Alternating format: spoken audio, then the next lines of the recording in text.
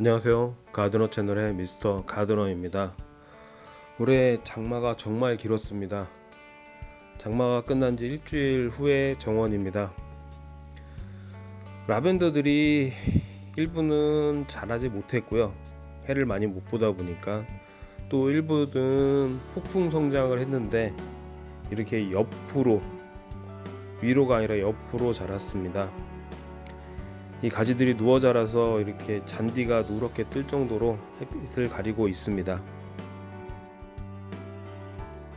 뒷마당 정원의 모습입니다. 화초들하고 잡초들이 엉켜 자라서요, 정신이 하나도 없습니다.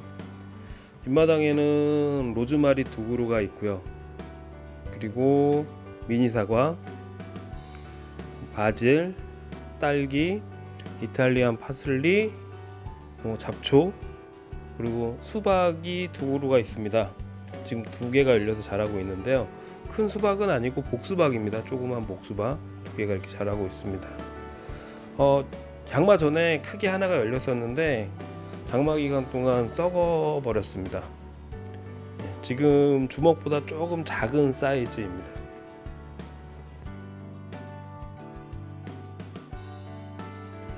그리고 3년 된 체리나무가 한 그루 있고요. 바질 몇 개, 백합, 그리고 뒤에 라벤더들이 있습니다. 여기는 햇볕이 잘 들고 통풍이 잘 되는 위치라 그나마 잘 자라줬습니다. 근데 같이 심었는데 이제 앞에 건물에 가려서 햇빛이 잘 안 들고 지대가 낮아서 좀 과습한 아이들은 이번 장마에 상태가 이렇게 됐습니다. 라벤더가 참 심는 위치가 좀 중요한 것 같습니다. 얘네들은 죽었는지는 좀 지켜봐야 될 것 같습니다.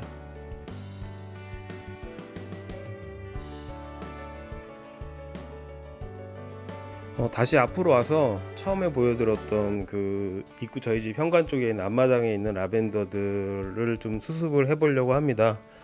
이 목질화된 가지들이 이렇게 누워 자라게 되면 나중에도 문제가 될 수 있기 때문에 그 끈으로 좀 묶어 주려고 합니다. 라벤더 한 포기가 양이 어마어마한데요, 이게 큰 효과는 없습니다. 작년에도 해봤지만 그렇게 큰 효과는 없지만 안 해주는 것보다는 나은 것 같고요. 좀 이제 이렇게 좀 묶어서 한 달 정도 둔 이후에 나중에 풀러서 좀 가지를 치고 정리를 해줄 예정입니다. 뭐 묶어주는 요령은 별다른 건 없습니다. 아이들 그냥 잘 쓸 수 있게 묶어주고, 너무 누웠다 그러면 이제 말뚝 같은 거 박아서 좀 당겨 주시면은 그나마 좀 효과가 있고, 지금 얘네들이 누워 자라면서 과습에 대한 거, 이제 목질화된 부분이 잘 부러지기도 하지만 과습에도 약한 부분이 있습니다. 그래서 좀 통풍을 시켜주고요, 잔디도 좀 살리려고 이렇게 당분간은 한 달 정도는 묶어 놓을 예정입니다.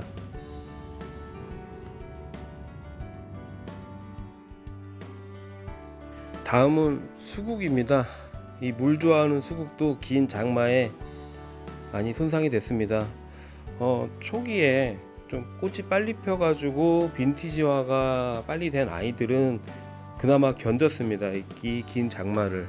근데 나중에 핀 꽃들은 이렇게 보시는 것처럼 이렇게 다 꽃이 상해서 말라버렸습니다. 근데 마른 아이들도 있고요. 그래가지고 얘네들 같은 경우는 이제 좀 정리를 해주려고 합니다. 꽃을 전체적으로 좀 손상된 아이들은 좀 정리를 해주고, 얘같이 이제 처음에 좀 빨리 핀 아이들은 빈티지화가 잘 됐고요. 그 보시는 것처럼 이제 햇빛을 받는 아이들은 좀 불긋불긋하고, 햇빛을 못 받은 아이들은 이렇게 색깔이 깔끔하게 나옵니다. 이렇게 손상된 아이들은 이제 가지치기를 해줄 건데, 뭐 가지치기에 대한 정확한 뭐 방법은 없습니다. 근데 그 세력을 좀 그 가지수를, 꽃수를 늘리기 위해서는 이제 밑에서 그 이파리 하나 두 마디 정도, 한 마디 또는 두 마디 정도만 남겨놓고 잘라주는 게 좋습니다. 지금 보면은 지난번에 했던 가지치기 했던 데서 새순들이 많이 올라와 있는데요, 손상된 꽃들은 다 이렇게 가지를 잘라 주는 것이 좋습니다. 물론 높게 키우실 분들은, 크게 키우실 분들은 조금 더 위에서 자르셔도 되고요. 저 같은 경우는 지금 높이가 거의 맥스라고 보기 때문에요. 그 마지막 한 눈을 남겨놓고 거의 대부분 잘라줍니다. 그리고선 옆으로 누워 자라는 가지들 같은 경우는 아예 잘라버리고요.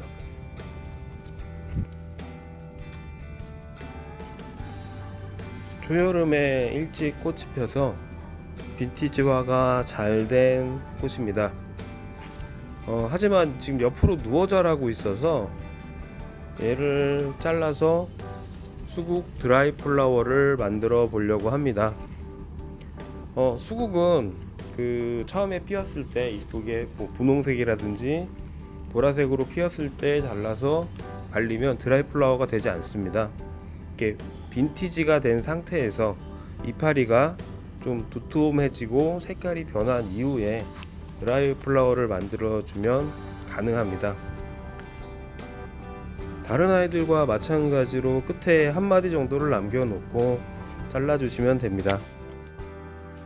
조금 전에 자른 수국입니다. 이 긴 장마에 그래도 잘 빈티지화가 잘 된 것 같습니다. 말리는 건 어렵진 않습니다. 어차피 이파리는 말라서 비틀어지기 때문에 잘라 주시는 게 좋고요. 서늘한 곳에 바람이 잘 통하는 곳에 거꾸로 매달아서 한 1주에서 2주 정도 잘 말려 주시면 됩니다.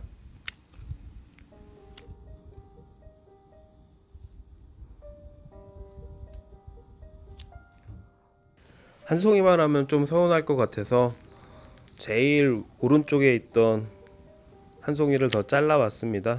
마찬가지로 이파리 띄워 주시고 잘 말려 주시면 됩니다.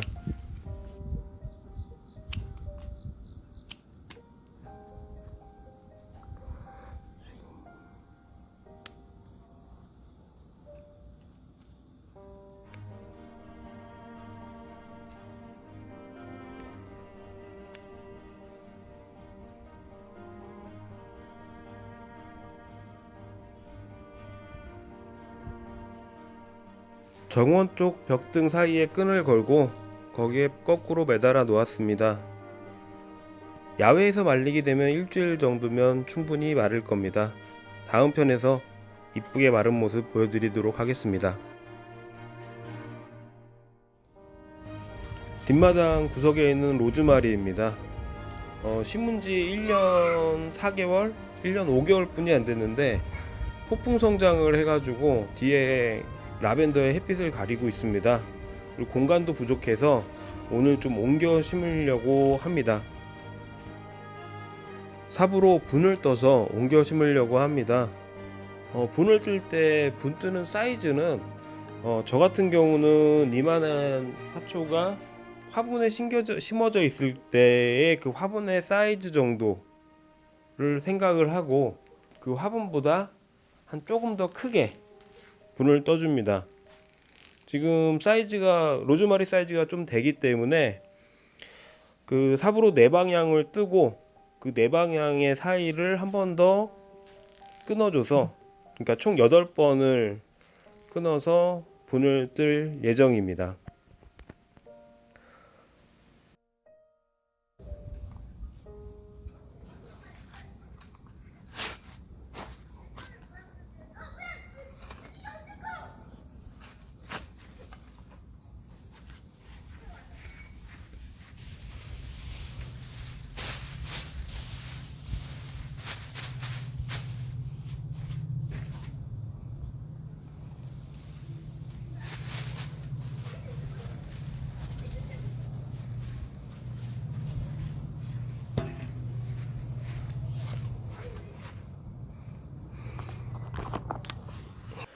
이렇게 분을 떴습니다.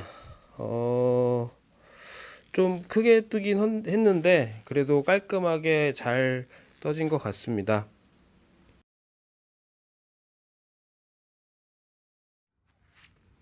여기는 저희 집 그 마당으로 나오는 입구 앞에 있는 데크 코너입니다. 여기에다가 이제 로즈마리 한 뿌리를 심으려고 합니다. 땅을 파고 적당히 땅을 판 이후에 물을 좀 줍니다.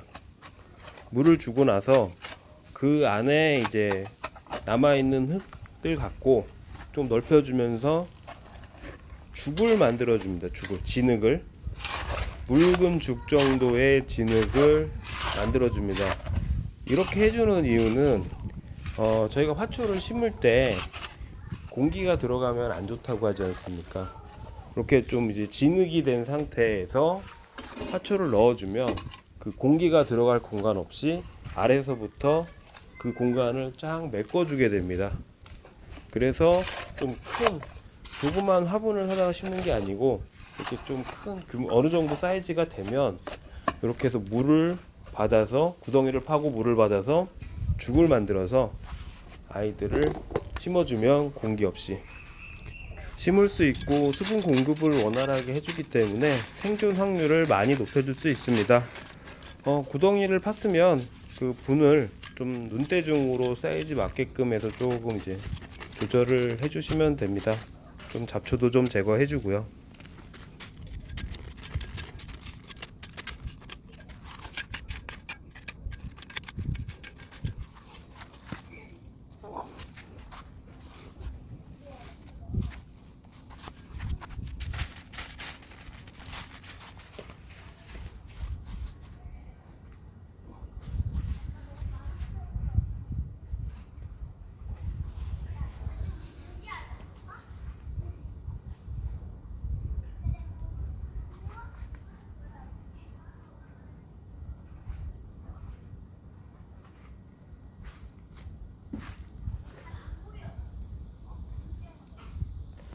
다행히 구덩이하고 분하고 사이즈가 잘 맞습니다. 예, 안착을 했는데요. 이게 아까 그 진흙을 만들어주면 좋은 점 중에 하나가 지금 로즈마리가 살짝 기울어져 있습니다. 화면상으로는 잘 안 보이시는데 이렇게 보시면 이제 약간 뒤로 누워 있는데 발로 살짝 밟으면 바로 자리를 잡습니다. 얘가 진흙에 쉽게 말하면 떠 있는 상태이기 때문에 있던 어떤 이제 수평이나 수직이나 이런 걸 잡는 게 상당히 수월합니다. 어떻게 분이 이게 없는 상태에서 분을 밟아주면 분이 깨진다든지 이래서 조금 이제 화초한테 스트레스를 줄 수가 있는데 이게 진흙에 떠 있는 상태고 미끄럽기 때문에 이런 어떤 수평이나 수직을 맞추는데 상당히 유리합니다. 그리고 그 사이 이제 그 웅덩이와 그 분 사이에 흙들을 좀 많이 부어주시고 이렇게 모종삽으로 콕콕콕 눌러서 그 틈을 메꿔주시면 됩니다. 나중에 한번 밟아주시면 되는 거고요. 이렇게 하면은 그 어떤 이 화초를 옮겨 심을 때 제일 문제가 되는 게 이제 심어놓고 나면 삐뚤어지는 경우들이 많은데 그런 것들도 좀 쉽게 잡으실 수가 있을 겁니다. 이렇게 발로 꾹꾹 눌러주시면 옮겨 심기는 끝났습니다. 아까 물웅덩이도 해줬고 장마철이 지난 지 얼마 안 돼서 별도로 물은 주지 않았습니다. 다음날 아침에 찍은 사진입니다. 그리고 나머지 한 포기는 주차장 입구 쪽에 조경석 사이에 심었습니다. 다음 편에서는 오늘 옮겨 심은 로즈마리 가지치기 하고요. 다른 것들도 조금 더 준비했으니까요. 많이 기대해 주시고 이상 미스터 가드너였습니다. 감사합니다.